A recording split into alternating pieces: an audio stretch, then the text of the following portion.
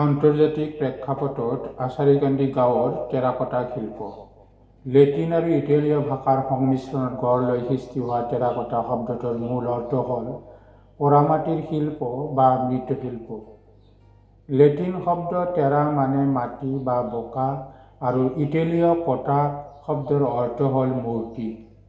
আদিম সভ্যতাৰ পাত লুটিয়াই চালে আমি বিচাৰি পাওঁ যে নিজৰ মনৰ মাজত লুকাই থকা আনন্দৰ বহিঃপ্ৰকাশ ঘটাবলৈ মানুহ যিদৰে গীত, সংগীত, নৃত্য, অভিনয়, কবিতা, গল্প ইত্যাদি মাধ্যম হিচাপে লৈ আদিম অৱস্থাৰ পৰা সভ্য জগতলৈ ঢাপলি মেলিছে, তেনেদৰে কুমাৰ বা মৃৎশিল্পীসকলে নিজৰ মনৰ অভিব্যক্তবোৰৰ সুন্দৰৰ পূজাৰী হৈ মাটিৰ কোমল পৰশত বিভিন্ন ধৰণৰ পুতলা, চৰাই, জীৱ-জন্তু, পাত্ৰ আৰু মানৱ মূৰ্তিৰ ৰূপত প্ৰকাশ কৰিবলৈ সক্ষম হৈছে।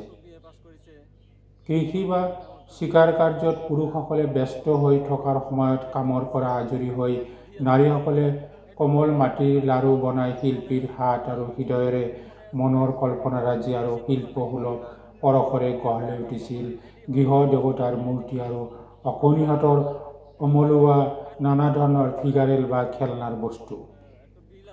এনে ভাস্কৰ্য শেষ লৈ পৰম্পৰাগত গৃহিণীসকলে বনোৱা মূৰ্তিবোৰৰ মাজত দেখিবলৈ পোৱা যায়। নিদৰ্শনৰূপে উত্তৰ ভাৰতৰ সৰহভাগ ঠাইত নৱৰাত্ৰিৰ সময়ত গৃহিণীসকলে তৈয়াৰ কৰা হাঞ্চিত বা মূৰ্তিবোৰৰ কথা আঙুলিয়াই দিব পাৰি। এই মৃৎশিল্পবোৰত পৃথিৱীৰ প্ৰায়বোৰ প্ৰাচীন সভ্যতাৰ প্ৰচুৰ ব্যৱহাৰৰ দিশ পোৱা যায়। পোৰামাটিৰ মূৰ্তি দুখীয়াসকলৰ ভাস্কৰ্য হিচাপে চিহ্নিত কৰা হয়। মানুহে মাটিৰ সাজ সৃষ্টি কৰাৰ ই আটাইতকৈ প্ৰাচীন মাধ্যম। প্ৰাচীন যুগত অৱচেতনাভাৱে এই শিল্পই এক শীৰ্ষস্থান দখল কৰিবলৈ সক্ষম হয়। ঐতিহ্য আৰু সৌন্দৰ্যবোধে এই শিল্পক অধিকতৰ সমৃদ্ধ কৰি তোলে। সময়ৰ গতিৰ লগত এই শিল্পই নানা ৰূপত বিকশিত হয়। বৰ্তমান কালত চীন আৰু কোৰিয়াত উদ্ভাৱন হোৱা চকচকীয়া মাটিৰ পাত্ৰই মৃৎশিল্পীসকলৰ নতুন যুগৰ সূচনা কৰিলে। স্মৰ্টপত যে পাৰস্য দেশৰ মৃৎশিল্পসকলে নানা ধৰণৰ নতুন চিত্ৰৰ নমুনা আৰু চকচকীয়া কৰা অভিনয় কৌশল প্ৰয়োগ কৰি ভাৰতীয় মৃৎশিল্পক অধিক উন্নত কৰিলে।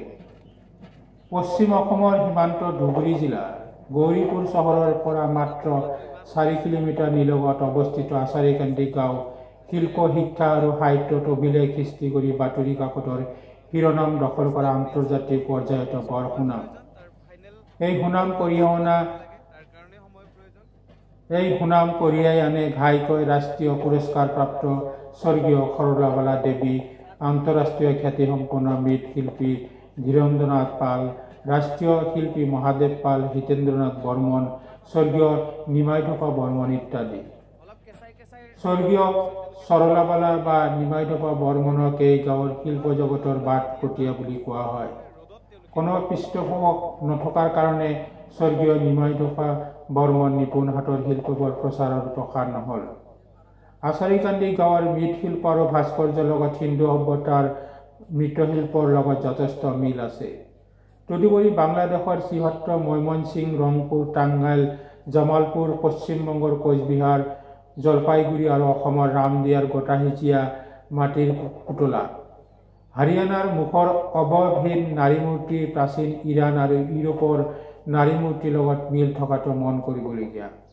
সম্প্ৰতি আচাৰীকান্দিৰ মাটিৰ কোমল পৰশত বিভিন্ন ঠাইত সমাদৰ লাভ কৰিবলৈ সক্ষম হৈছে শিল্পী ধীৰেন্দ্ৰনাথ পাল, মহাদেৱ পাল। ৰাষ্ট্ৰীয় আৰু আন্তঃৰাষ্ট্ৰীয় পৰ্যায়ত বহু শিল্প প্ৰদৰ্শন কৰি নানা ধৰণৰ পুৰস্কাৰ আৰু প্ৰশংসা বুটলিবলৈ সক্ষম হয় আৰু অসমৰ সুনাম কঢ়িয়াই আনে।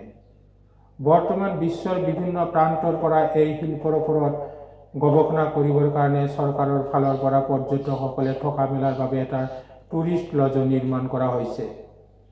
সুদূৰ বাংলাদেশৰ পাবনা জিলাৰ গাৰাদহত 1918 চনত জন্মগ্ৰহণ কৰিলেও সৰলাবালা দেৱী মাটিৰ মহৎ জীৱনৰ সংস্থাপন বিচাৰি অমৰাৱতীত অসমৰ বুকুত স্বামী স্বৰ্গীয় কুঞ্জলালৰ সৈতে আচাৰীকান্দি গাঁৱত স্বাধীনতাৰ আগতেই নিগাজিকৈ থিতাপি লয়।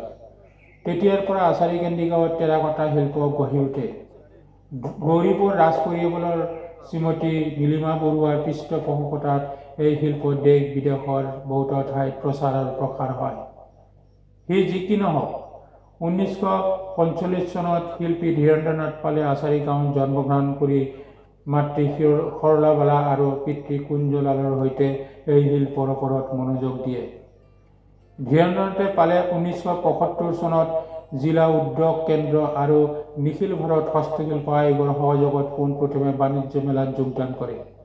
তাৰ পিছত 1978 চনত দিল্লী, 1949 চনত কলিকতা, 1980 চনত মুম্বাই বৰ্তমান মুম্বাই, 1981 চনত মাদ্ৰাজৰ বৰ্তমান চেন্নাইত ললিত কলা একাডেমীত হস্তশিল্প প্ৰগ্ৰামত যোগদান কৰে। 1982 চনৰ দিল্লীৰ প্ৰগতি ময়দানত আন্তৰ্জাতিক বাণিজ্য মেলাত ধীৰেন্দ্ৰনাথ পাল আৰু মাতৃ সৰলাবালাই যোগদান কৰে। এই বাণিজ্য মেলাতেই মৃৎশিল্পী সৰলাবালা দেৱীক ৰাষ্ট্ৰীয় পুৰস্কাৰ প্ৰদান কৰে। 1996 চনৰ 23 নৱেম্বৰত সৰলাবালা দেৱীৰ পৰলোক প্ৰাপ্তি ঘটে, কিন্তু মৃত্যুৰ আগদিনালৈকে মাহেকত 500 টকাকৈ শিল্পী পেঞ্চন পাই আছিল। 1988 চনত ধীৰেন্দ্ৰনাথ পালে সাৰ্ক সন্মিলনত যোগদান কৰি মানপত্ৰ অৰ্জন কৰে। 1984 চনত শিল্প প্ৰদৰ্শন কৰাৰ বাবে আমেৰিকাৰ নিউয়ৰ্ক চহৰলৈ আমন্ত্ৰিত হৈছিল যদিও বিশেষ অসুবিধাত যাব নোৱাৰিলে। 1987 চনত ইউৰোপ ভ্ৰমণ কৰি তাৰ উপৰিও ছুইডেন, ডেনমাৰ্ক, জাৰ্মান ভ্ৰমণ কৰি আচাৰী গান্ধীৰ মৃৎশিল্পক আন্তৰ্জাতিক প্ৰেক্ষাপটত চিনাকি কৰি দিলে। তদুপৰি শিল্পী মহাদেৱ পাল 1965 চনত আচাৰী কেন্দ্ৰীয় গাঁৱত জন্মগ্ৰহণ কৰি পিতৃৰ লগত পৰা মাটিৰ ওপৰত মন প্ৰাণ সঁপি দি সংঘাত আৰু সংগ্ৰাম জীৱনক আঁকোৱালি ল'লে। মহাদেৱ পাল 37তম নিখিল ভাৰত হস্তশিল্প সত্ৰ মেলাত নিজৰ মাটিৰ শিল্পবোৰ প্ৰদৰ্শন কৰি মৃৎশিল্প অসমৰ ভিতৰত প্ৰথম স্থান দখল কৰে।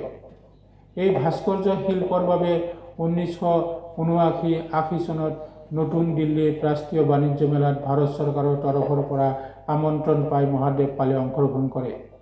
1986 চনত নতুন দিল্লীত ৰাষ্ট্ৰীয় সাংস্কৃতিক উৎসৱ ভাৰত চৰকাৰৰ সাংস্কৃতিক বিভাগৰ দ্বাৰা আয়োজিত বাণিজ্য মেলাত শিল্প প্ৰদৰ্শন কৰে আৰু 1996 চনত মাদ্ৰাজৰ হস্তশিল্প মেলাত অংশগ্ৰহণ কৰি অসমীয়া শিল্পী হিচাপে চিনাকি কৰি দি অসমৰ সুনাম কঢ়িয়াই আনিবলৈ সক্ষম হয়।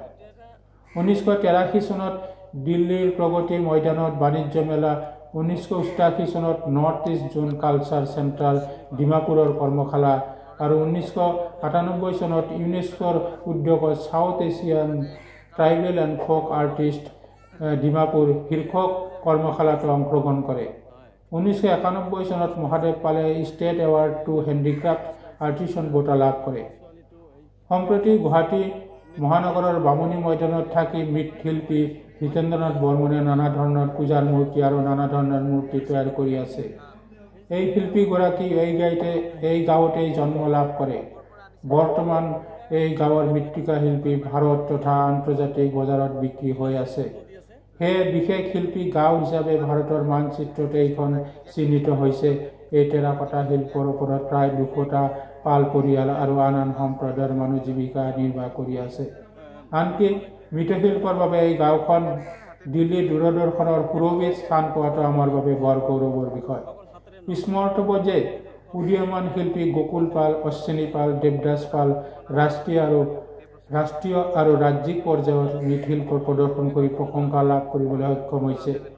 যোৱা 26 মাৰ্চত ধীৰেন্দ্ৰনাথ পালক তৰুণ দুৱৰা বঁটা 2017 বৰ্ষৰ গুৱাহাটী আৰ্টিষ্ট গিল্ডে শিল্পী বঁটা প্ৰদান কৰে আৰু আমাৰ জিলাখনলৈ গৌৰৱ কঢ়িয়াই আনে।